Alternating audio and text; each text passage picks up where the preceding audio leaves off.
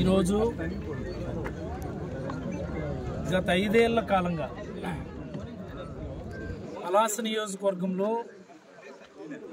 వివాదాలకు కేరాఫ్ అయినటువంటి, ఆరోపణలకు కేరాఫ్ అయినటువంటి అనేకమైనటువంటి పరిణామాలకి కారణమైనటువంటి సూదికొండ దగ్గర ఉన్నాం మనం. పలాస కాశీబుగ్గ మున్సిపాలిటీ అంటే సూదికొండ, నెమలికొండ, 2 కొండల నడుమ విస్తరించినటువంటి పలాస కాశీబుగ్గ గతంలో గ్రామాలు, ఇప్పుడు పట్టణాలైన. మరి అలాంటి ప్రాధాన్యత కలిగినటువంటి సూదికొండ ఏమి నేను ఊరికి ఆరోపణలు చేయడం లేదు. నేను అండర్స్టాండ్ దా, నేనేం ఊరికి ఆరోపణలు చేయడంలా, మీకు పక్కా డేటాతోనే మీకు చెప్పడం జరుగుతూ ఉంది. This is the list.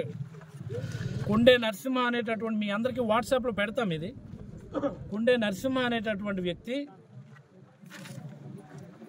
51 survey number, ఇప్పుడు మనం నిలబడి ఉన్నటువంటిది 51 సర్వే నెంబర్. సర్వే నెంబర్ మార్చి 362/B, 362/B ఆ సర్వే నెంబర్తో అమ్మినటువంటి ఇళ్ల పట్టాలు చూసుకోండి. ఇవన్నీ కూడా ఈసీ తీసాం. ఈసీ తీసి మీకు ఇస్తున్నటువంటి డేటా. ఇదేమి మేము ఎక్కడ ఊరికే ఆరోపణలు చేయట్లేదు. ఇవన్నీ మీకు వాట్సాప్లో పెట్టడం జరుగుతుంది. ఓకే, ఈసీలో మీరు చూడొచ్చు.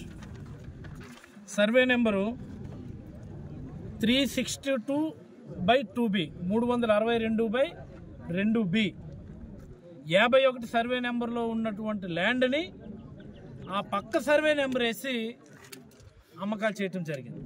దానికి సంబంధించినటువంటి టోటల్ మీరు చూడవచ్చు. అన్ని చక్కగా వాళ్ళ పేరుతో కొండే నరసింహ ఎక్స్పార్టీ. ఫస్ట్ పేరు చూసుకోండి మీరు, కొండే నరసింహ.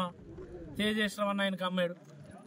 అన్నీ వాళ్ళు మొత్తం వాళ్ళ దుకాణం, వాళ్ళ ముఠా అంతా కలిపి చేసినటువంటి అక్రమాలు ఇవి. ఇది ఒక సర్వే. ఇటీవల కాలంలో ఇక్కడ కేంద్రీయ విద్యాలయం మంజూరు అయిందని, కేంద్రీయ విద్యాలయం కోసం 10 ఎకరాల ల్యాండ్ కావాలి. ల్యాండ్ కోసం ఇక్కడ ఉన్నటువంటి ఎన్క్రోచర్స్ అందరినీ కూడాను తీసేస్తాము అని చెప్పి ఇప్పుడు చూశారు మీరు. సూదికొండ పేదలు వీళ్ళు పాపం రూపాయి కూడబెట్టుకొని పునాదులు వేసుకొని చూసారు. గ్రేవ్ యార్డ్ లాగా తయారు చేశారు. ఇక్కడ ఓ శ్మశానం మాదిరి తయారు చేశారు. ఇదంతా రూపాయి కూడబెట్టుకొని అక్కడ ఎవడు అమ్మితే కొనుక్కొని మోసపోయామన్నది కూడా వాళ్ళకి తెలియదు. కొనుక్కున్నారు వాళ్ళు పాపం. ఎవరి దగ్గర ఒకడు అమ్మినాడు, పెద్ద మనిషి కొనుక్కొని పునాదులు వేసుకుంటే కనీసం నోటీస్ ఇవ్వకుండా వాటిని కూలగొట్టేశారు. ఈ ప్రభుత్వానికి పెద్దలంటే ఎంత ప్రేమ మనందరికీ తెలుసు. మొన్న ఒక కంపెనీ వాళ్ళకి ఎకరా 99 పైసలకేమో ల్యాండ్ ఇచ్చారు. ఎకరా 99 పైసలకి, వేల కోట్లు లక్షల కోట్లు ఉన్నటువంటి కంపెనీలకి. పేదలకు 1 సెంటు భూమి వాళ్ళు ఆక్రమించుకున్నది కూడా కొనుక్కున్నదే. వాటిని మాత్రం కర్కశంగా, ఎలాంటి ఆలోచన లేకుండా, ముందస్తు నోటీస్ లేకుండా తోసేస్తారు. వాళ్ళ కన్నీళ్ళు కనీసం కనబడవు. ఇలాంటి కార్యక్రమం ఒకటి చేస్తున్నాడు నారా లోకేష్ గారు మంగళగిరి నియోజకవర్గంలో. చిత్తూరులోని వలసపల్లె ఒకటి, సత్యసాయి జిల్లాలోని పాలసముద్రం ఒకటి, గుంటూరు జిల్లాలోని తాళ్లపల్లె రొంపిచర్ల దగ్గర 2, కృష్ణా జిల్లాలోని నందిగామ నూజివీడు అంటే ఉమ్మడి కృష్ణా జిల్లా, ఇందా చెప్పింది కూడా ఉమ్మడి గుంటూరు జిల్లా, నంద్యాల జిల్లాలోని డోన్లో 8 కేవీలు మన రాష్ట్రానికి మంజూరయ్యాయి. ఎక్కడుంది పలాస కేంద్రీయ విద్యాలయం శాంక్షన్ ఉన్నదా?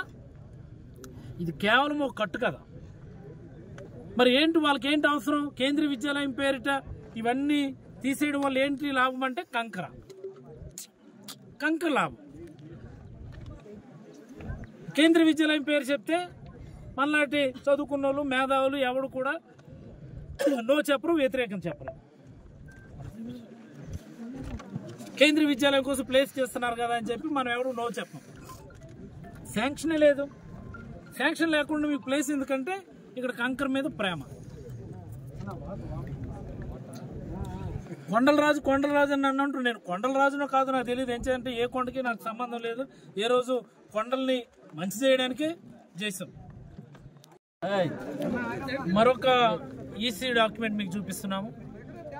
ఇందులో సుమారుగా 138 ఇళ్ల స్థలాలు, 138 ఇవన్నీ కూడా సర్వే నెంబర్ 236 వేసి అమ్మకాలు చేస్తున్నాం. 138 ఇళ్ల స్థలాలు, 236 అలాగే 395 ఆ 2 సర్వే నెంబర్లో రిజిస్ట్రేషన్ చేసినారు. ఇవన్నీ కూడా 51 సర్వే నెంబర్లో ఉన్నటువంటి ఆ పొజిషన్లో ఆ సర్వే నెంబర్లో ఉన్నటువంటి స్థలాలే ఇవన్నీ కూడా. ఇది కూడా ఆ కుండే నరసింహ వాళ్ళకు సంబంధించినటువంటి వాళ్ళ మనుషులు, వాళ్ళ అనుచరులు మొత్తం కలిపి చేసినటువంటి అమ్మకాలకు సంబంధించినటువంటి చిట్టా. ఇది కూడా మీకు వాట్సాప్లో పెట్టడం జరుగుతుంది. 138 ఇళ్ల స్థలాలు, 138. ఒక్క 9 ఎకరాలు 10 ఎకరాలు సైట్ రిమూవ్ చేస్తే మీకు మేము చూపిస్తున్నటువంటి తెలుగుదేశం పార్టీ వాళ్ళు చేస్తున్నటువంటి అక్రమాలు. ఈ 10 ఎకరాల ప్లేసు ఆక్రమణలు జరిగాయి అని చెప్తున్నారు కదా. ఈ పేదలందరూ కూడా కొనుక్కున్న వాళ్ళే. అమ్మా మీరు ప్లేసులు కొనుక్కున్నారా కొట్టేశారమ్మా? కొనుక్కున్నావా కొట్టేసినవా? మీకు ఎవరు అమ్మారు చెప్పండి బాబు.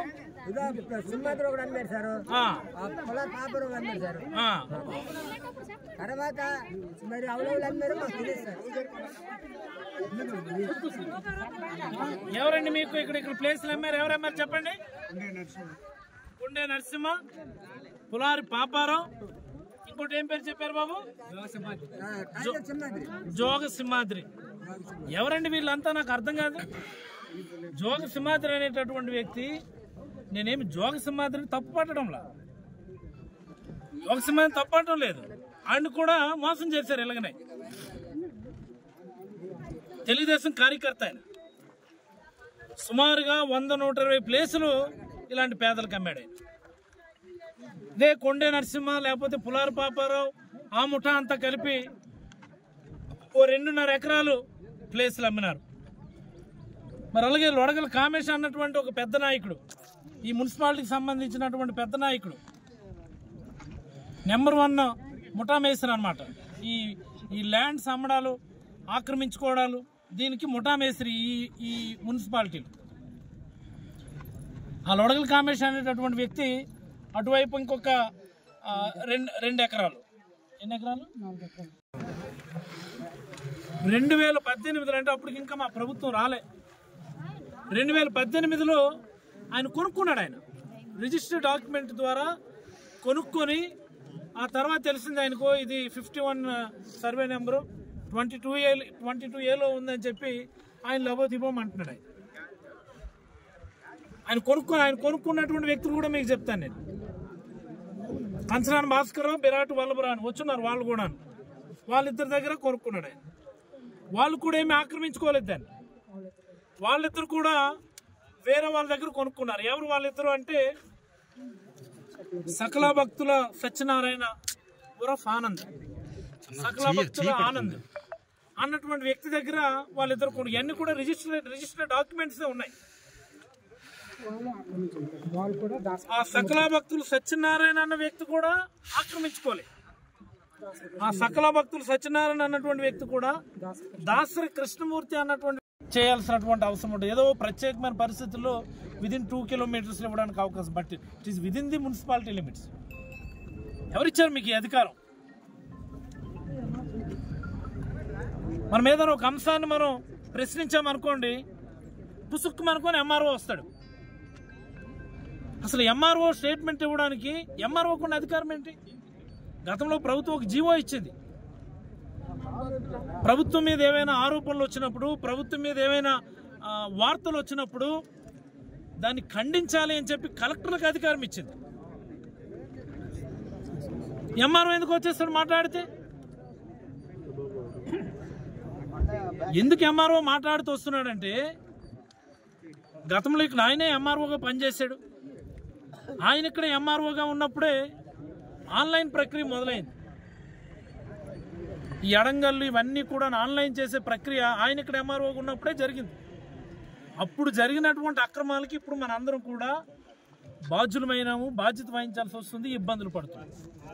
ఆ రోజు ఆయన ఎంఆర్ఓగా ఉన్నప్పుడు ఆయన హయాంలో జరిగినటువంటి ఆన్లైన్ ఎక్కించే క్రమంలో జరిగినటువంటి అక్రమాలు అవకతవకల వల్ల ఈరోజు పలాస కాశీబుగ్గ ప్రజలందరూ కూడా భారీగా మూల్యం చెల్లించుకోవాల్సిన పరిస్థితి.